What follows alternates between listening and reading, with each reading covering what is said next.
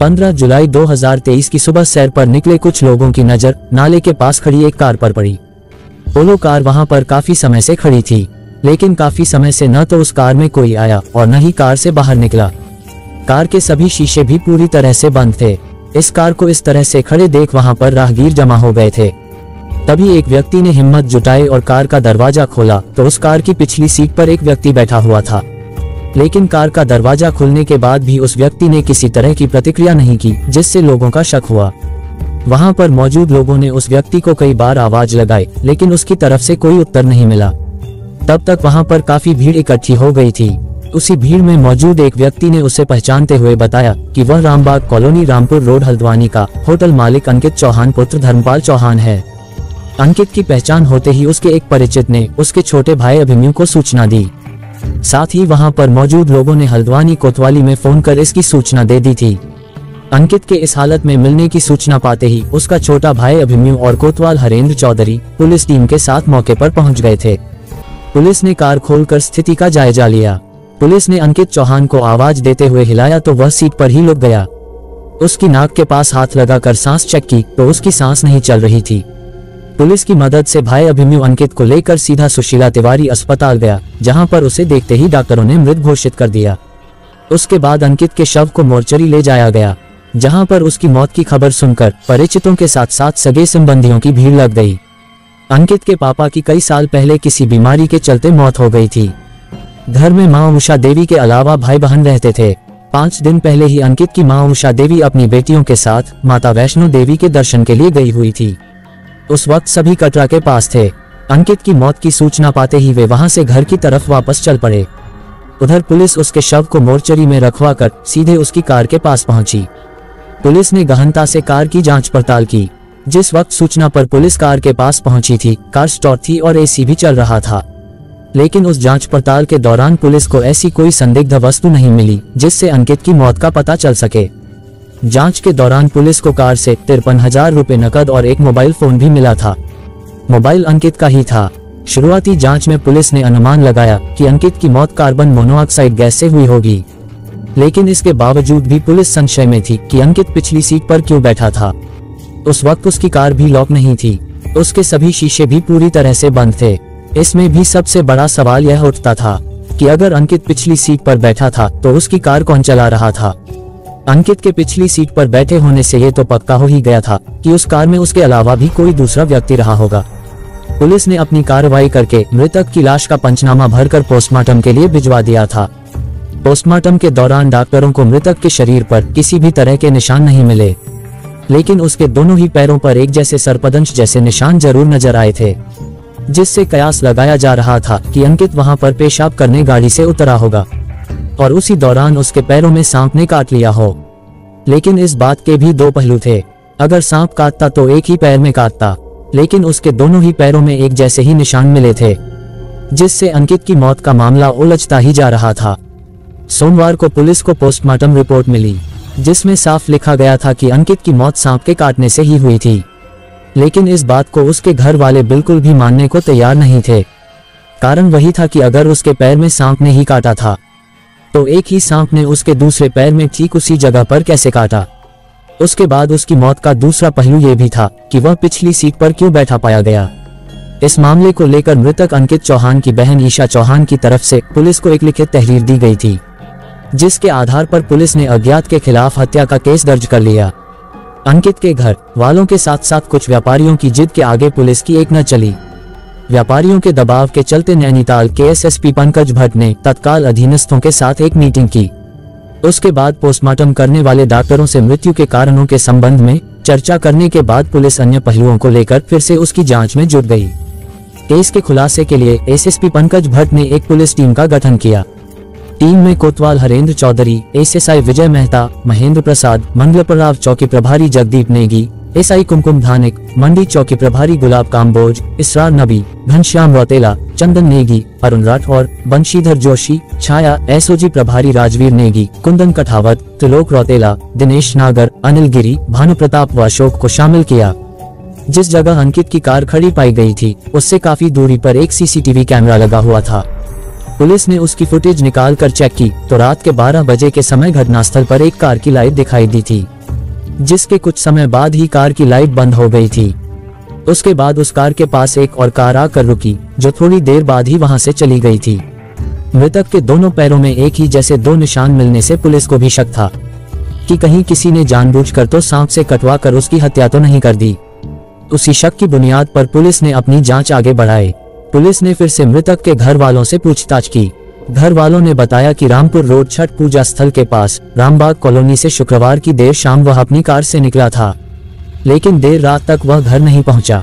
घर वालों ने उसका देर रात तक इंतजार किया। अंकित कई बार होटल में ही सो जाता था, जिसके कारण उन्हें उसकी कोई चिंता नहीं थी। उसके साथ उस रात क्या हुआ पता नहीं। ये सब जानकारी जुटाने के बाद पुलिस के पास एक ही रास्ता बचा था, वह था अंकित के मोबाइल की कॉल डिटेल्स खंगालना। पुलिस को पूरी उम्मीद थी कि उसकी मौत का राज जरूर उसके मोबाइल से ही मिल सकता है। यही सोचकर पुलिस ने अंकित के मोबाइल की कॉल डिटेल्स खंगाली तो उसमें एक फोन नंबर ऐसा सामने आया जिस पर अंकित की सबसे ज्यादा बातें होती थीं। वह नंबर था हल्द्वानी के बरेली रोड गोरापड़ाव क्षेत्र में रहने वाली माही आर्या उर्फ डॉली का, लेकिन वह उस वक्त बंद आ रहा था। उसके बाद पुलिस ने माही के फेसबुक और इंस्टाग्राम पर सर्च किया तो सभी अकाउंट बंद मिले। इस केस की तह तक जाने के लिए पुलिस को एक छोटा सा क्लू मिला, तो पुलिस ने माही के मोबाइल की भी कॉल डिटेल्स निकलवाए, जिससे जानकारी मिली कि कई दिन से उसकी लगातार 2 मोबाइल नंबरों पर बातें हो रही थीं। उसमें एक नंबर था दीप कांडपाल का और दूसरा रमेश नाथ का। इन नंबरों के मिलते ही पुलिस ने इनको डायल किया तो ये दोनों नंबर भी बंद पाए गए। इन दोनों नंबरों के बंद आने से पुलिस को एक आशा की किरण दिखाई दी। पुलिस को लगा कि जरूर अंकित की मौत का राज इन्हीं 2 फोन नंबरों में छिपा हुआ है। इस तरह से कड़ी जोड़ते हुए पुलिस ने दीप कांडपाल की कॉल डिटेल्स खंगाली तो उसमें भी एक ऐसा नंबर मिला जिस पर वह हर रोज बातें करता था। पुलिस उसी नंबर पर कॉल करके किसी तरह से उसके पास पहुंचने में कामयाब हो गई। उस युवक ने बताया कि वह दीप कांडपाल के साथ मिलकर शराब का कारोबार करता है। दीप कांडपाल दिल्ली, हरियाणा से शराब लाकर हल्द्वानी और उसके आसपास के क्षेत्र में सप्लाई करता है। पुलिस ने उस युवक को अपनी गिरफ्त में लेकर पूछताछ की तो उसने बताया कि माही आर्या अंकित चौहान की गर्लफ्रेंड है। वह हर रोज रात में उसी से मिलने जाता था। हर रात वह उसी के साथ खाता पीता था। शराब पीने के बाद वह गाली गलौज भी करता था, जिससे माही आर्या तंग आ गई थी। उसके बाद से ही दोनों के संबंधों में खटास आने लगी थी। पुलिस ने रमेश नाथ, दीप कांडपाल और माही के फोन नंबरों को पहले ही सर्विलांस पर लगा रखा था। सभी नंबर काफी समय से बंद चल रहे थे, लेकिन अचानक ही रमेश नाथ का मोबाइल ऑन हुआ। उसी दौरान पुलिस को उसकी लोकेशन मिल गई। लोकेशन मिलते ही पुलिस आनन फानन में उसके पीछे लग गई। पुलिस ने तत्परता दिखाते हुए रमेश नाथ को बरेली से गिरफ्तार कर लिया। रमेश नाथ एक सपेरा था। सपेरे को गिरफ्तार कर पुलिस ने उससे कड़ी पूछताछ की। उसने अंकित हत्याकांड का खुलासा कर दिया। रमेश नाथ ने स्वीकार किया कि अंकित की हत्या उसके द्वारा लाए गए सांप से कटवा कर ही की गई थी। सपेरे रमेश नाथ ने बताया कि वह हल्द्वानी में मानपुर पश्चिम में किराए के मकान में रहता है। वहीं से वह घर घर जाकर मारने, खाने व सांप पकड़ने का काम करता है। रमेश नाथ ने पुलिस को जानकारी देते हुए बताया कि अब से लगभग 7-8 महीने पहले एक युवक ने उसे माही उर्फ डॉली से मिलवाया था।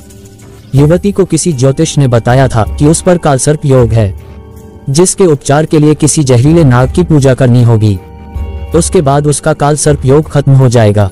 सपेरे ने उस वक्त माही की मांग पर उसे एक सांप ला कर दिया था, जिसके बाद से सपेरे का उसके घर आना जाना शुरू हो गया था।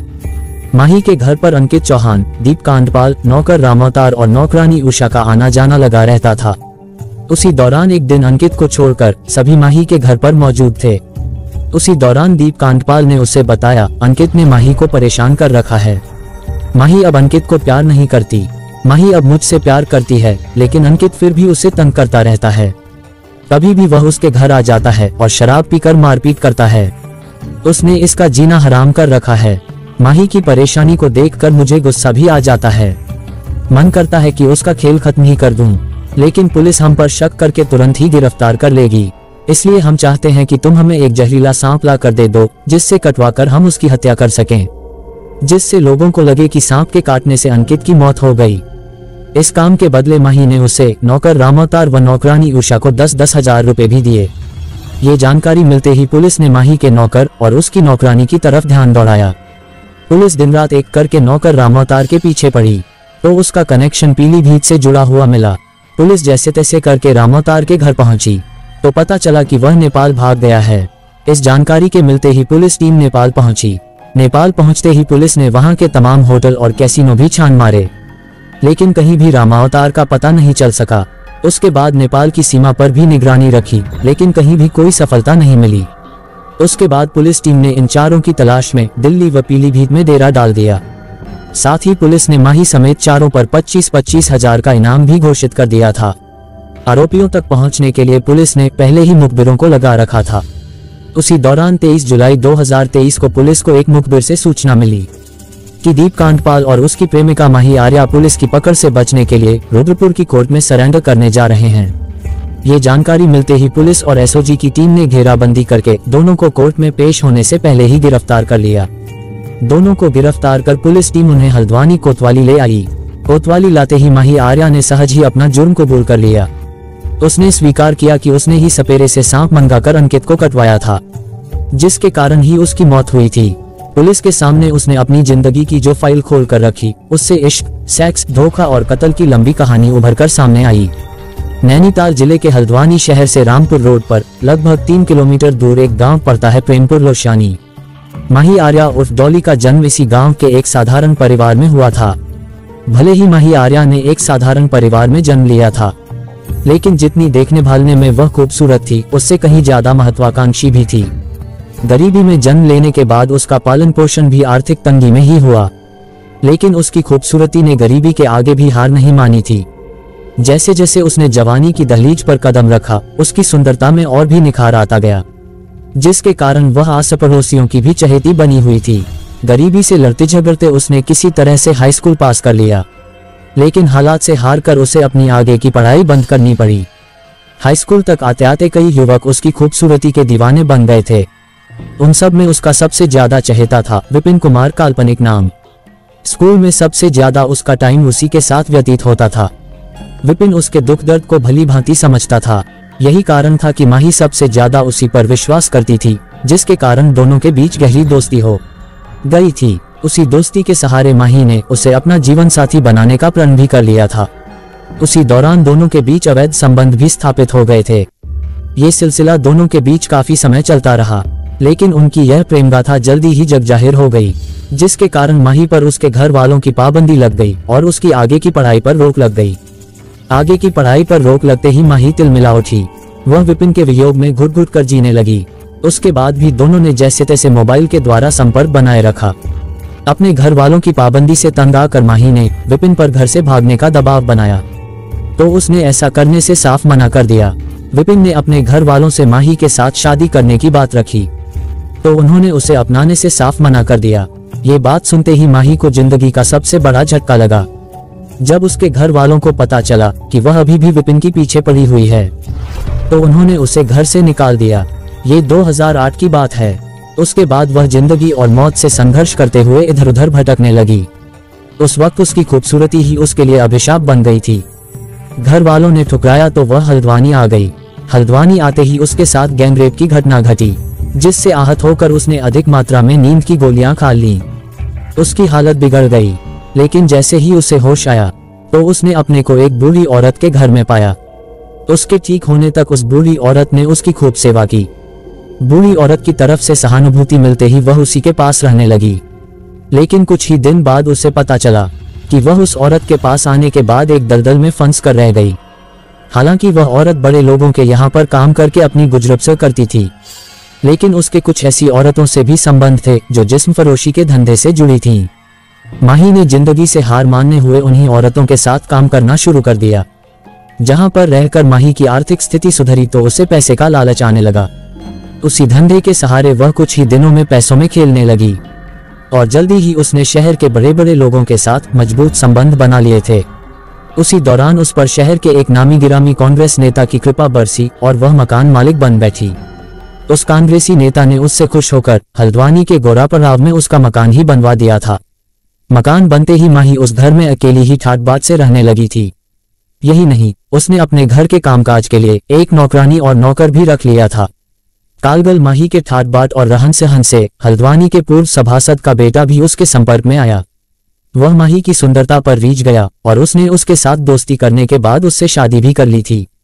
सभासद के बेटे के साथ शादी करने के बाद वह कुछ दिन अपनी ससुराल में रही, लेकिन शादी के बाद भी उसकी पुरानी हरकतें छूटने को तैयार नहीं थीं, जिससे उसके ससुराल वाले बुरी तरह से तंग आ चुके थे। यही कारण रहा कि कुछ ही दिनों में उसे शादी जैसा बंधन अखरने लगा। उसके बाद वह ट्रांसपोर्ट नगर स्थित अपनी ससुराल छोड़कर गोरापराव में अपने घर आकर रहने लगी थी। अपनी ऊंची ख्वाहिशों के कारण माही समाज में अकेली ही रह गई थी। उसने अपने जिस्म को बेचकर इतना पैसा कमा लिया था कि वह ऐशो आराम की जिंदगी जी रही थी। एक बार वह जिस्म फरोशी के धंधे में उतरी तो उसने पीछे मुड़कर नहीं देखा। अपने जिस्म के बूते पर उसने जो चाहा उसे हासिल कर लिया। उसी वक्त उसने एक कार खरीदने का मन बनाया। कार खरीदने का मन बनाते ही उसने पुरानी कार की तलाश शुरू कर दी थी। अंकित चौहान पुरानी कार खरीदने बेचने का काम करता था। वह कार खरीदने के लिए उससे मिली। माही की खूबसूरती देखते ही अंकित चौहान भी उसका दीवाना हो गया। उसी बहाने से अंकित चौहान ने उसका मोबाइल नंबर भी ले लिया था। फिर दोनों में जल्दी ही दोस्ती भी हो गई। धीरे धीरे दोनों की नजदीकियां बढ़ीं तो वह भी उसके घरेलू कामों में उसकी सहायता करने लगा था। अंकित हर रोज रात को माही के पास जाता था, वहीं पर रात का खाना खाता और उसके साथ ही रात रंगीन करता था। माही को पता था कि अंकित बहुत बड़ी प्रॉपर्टी का मालिक है, उसके पास उसका अपना होटल भी है। यही सोचकर उसने उसके साथ शादी करने का मन बनाया।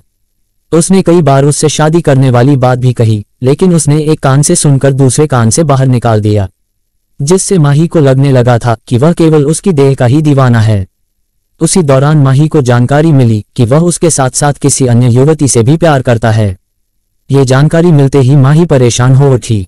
फिर माही ने उससे पूरी तरह से पीछा छुड़ाने का मन बना लिया था, लेकिन इसके बावजूद अंकित उस पर अपना ही अधिकार जमाता था। हर रात उसी के साथ खाता पीता और फिर उसे मारने पीटने भी लगा था। अंकित के व्यवहार से वह समझ गई कि वह उससे किसी भी कीमत पर शादी करने वाला नहीं, वह केवल उसके शरीर का ही उपयोग कर रहा है। उसके बाद धीरे धीरे उसके मन में अंकित के प्रति नफरत पैदा हो गई थी। साल 2016 में उसकी मुलाकात मोटाहल्दू निवासी दीप कांडपाल से हुई। दीप कांडपाल शराब बेचने का अवैध धंधा करता था। उसके साथ ही वह प्रॉपर्टी खरीदने बेचने का काम भी करता था। उसके पास काफी रुपया पैसा था। दीप कांडपाल भी उसकी खूबसूरती पर इस कदर लट्टू हुआ कि उसे देखते ही पहली मुलाकात में उससे दोस्ती कर ली। दीप कांडपाल से दोस्ती होते ही माही ने अंकित की अनदेखी करना शुरू कर दिया था। माही के लिए मर्द बदलना कपड़े बदलने के बराबर हो चुका था। कुछ ही दिनों में उसने दीप कांडपाल के साथ भी संबंध बना लिए। वह भी उसके घर आने जाने लगा था। यही नहीं, दीप कांडपाल ने उसे प्रॉपर्टी डीलिंग के काम में अपने साथ रख लिया था। माही ने पहले से ही अपने घर के काम के लिए उषा, उसके पति रामअवतार को रख रखा था। उषा ही माही के घर के कामकाज करने के साथ ही उसका खाना भी बनाती थी। माही के घर के सामने ही एक खाली प्लॉट पड़ा हुआ था। उषा ने वहीं पर एक झोपड़ी डालकर अपना बसेरा बना लिया था। अंकित उषा से बुरी तरह से चिढ़ता था। उसका भी एक कारण था कि उषा हर वक्त उसी के घर पर पड़ी रहती थी। अंकित की मारपीट से बचने के लिए वह कभी भी खाना भी वहीं पर खाती थी, जिसके कारण वह उषा देवी और उसके पति को अपनी अय्याशी में बाधा मानता था। जबकि उससे तंग आकर दीपू कांडपाल, रामअवतार व उसकी पत्नी उषा से उसकी घनिष्ठता बढ़ गई थी। अंकित से परेशान एक दिन माही ने किसी ज्योतिष को अपना हाथ दिखाया। तब उस ज्योतिष ने माही का हाथ देखते हुए बताया कि उस पर कालसर्प दोष चल रहा है। उससे छुटकारा पाने के लिए उसे कालसर्प दोष की पूजा करानी होगी। उसके लिए एक जहरीले नाग की जरूरत होगी। अब से लगभग 8 महीने पहले माही की मुलाकात सपेरे रमेश नाथ से हुई। रमेश नाथ गली गली घूमकर अपनी रोजी रोटी चलाता था। रमेश नाथ से मिलकर उसने उससे एक जहरीला सांप लाने को कहा। रमेश नाथ जंगल से एक सांप पकड़कर लाया। उसके बाद माही ने अपने घर में कालसर्प दोष की पूजा कराई, जिसके बाद उसने रमेश नाथ को अपना गुरु मान लिया था। रमेश नाथ तभी से बराबर उसके संपर्क में बना हुआ था। उसी आने जाने के दौरान माही ने सपेरे रमेश नाथ के साथ भी अवैध संबंध बना लिए थे। वहीं पर रमेश नाथ की मुलाकात दीप कांडपाल, उषा और उसके पति रामअवतार से हुई। हालांकि माही ने अंकित से बात करना बिल्कुल ही बंद कर दिया था, इसके बावजूद अंकित उसका पीछा छोड़ने को तैयार न था। अंकित से तंग आकर एक दिन माही स्कूटी से उसके घर के पास पहुंची और उससे कहा कि वह आज उसके घर वालों से उसकी शिकायत करने आई है। ये बात सुनते ही अंकित ने उसे उस वक्त तो समझा बुझाकर वापस भेज दिया, लेकिन कुछ ही दिनों में वह फिर से अपनी हरकतों पर आ गया। अंकित ने सोचा ये सब उसकी नौकरानी उषा ही करा रही है। अंकित ने उस पर शक किया। उसके बाद उसने खाली प्लॉट के मालिक से शिकायत करके कहा कि वह बंगालन है, वह आपके प्लॉट पर टोना टोटका भी करा सकती है। ये बात सुनते ही उस प्लॉट के मालिक ने अपने प्लॉट से उसकी झोपड़ी हटवा दी। इस मामले में दीप कांडपाल और अंकित में भी मनमुटाव हो गया था। झोपड़ी हटने के बाद उषा और उसका पति रामवतार माही के घर पर ही रहने लगे थे। इस सब से तंग आकर माही ने दीप कांडपाल के साथ मिलकर अंकित को मारने का प्लान बनाया। अंकित को मौत की नींद सुलाने की योजना बनते ही माही और दीप कांडपाल ने एक टीवी सीरियल देखना शुरू किया, जिससे उन्हें सहज ही अंकित को मौत देने का कोई उचित तरीका मिल सके। सीरियल देखकर उन्हें सबसे अच्छा तरीका सांप से कटवाकर मौत की नींद सुलाने का अच्छा लगा। उनके लिए सांप की व्यवस्था करने के लिए रमेश नाथ मौजूद था। माही ने तुरंत ही रमेश नाथ को फोन करके अपने घर बुला लिया। उसके बाद माही, दीप कांडपाल, उषा, रामवतार और रमेश नाथ सब एक हो गए। जब अंकित को मौत की नींद सुलाने का पक्का प्लान बन गया तो माही ने रमेश नाथ से एक सांप की व्यवस्था करने को कहा। उसी दौरान 6 जुलाई 2023 को रमेश को फोन पर किसी ने बताया कि पंचायत घर के पास ब्यूटी पार्लर में एक सांप घुसा हुआ है। ये जानकारी मिलते ही रमेश नाथ ने मौके पर जाकर कोबरा प्रजाति का वह सांप पकड़कर अपने पास रख लिया। ये बात उसने माही और दीप कांडपाल को भी बता दी। सांप की व्यवस्था होते ही माही ने 8 जुलाई 2023 को अंकित को मौत की नींद सुलाने का प्लान बनाया। क्योंकि उस दिन अंकित का बर्थडे था, उस दिन अंकित माही के घर पहुंचा और वहां पर मौजूद सभी लोगों के साथ शराब पीकर मौज मस्ती की।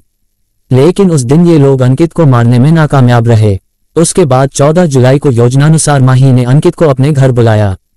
उस दिन माही के घर दीप कांडपाल, सपेरा रमेश नाथ, नौकरानी उषा और उसका पति रामवतार सभी मौजूद थे। माही ने सपेरे रमेश नाथ, उषा और उसके पति को इस मामले में सहयोग करने के लिए 10-10 हजार रुपए भी दिए।